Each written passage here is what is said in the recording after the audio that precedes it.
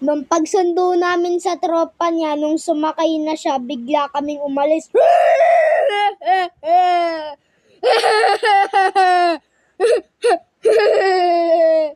Iniwan niyo?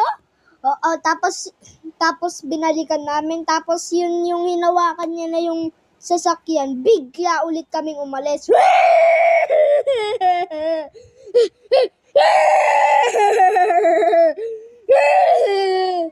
Kawawa naman yung friend. Tapos yan, nung binalikan namin, at nung nakasakay na siya umiiyak siya sa may sasakyan.